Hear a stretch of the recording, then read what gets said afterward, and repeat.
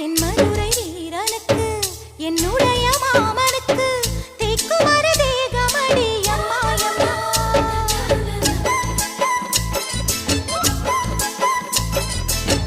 மாமன் பெற்ற பெண்ணுனக்கு மையெழுதும் கண் எதுக்கு என்னை வந்து கொல்லுதடி அம்மாயம்மா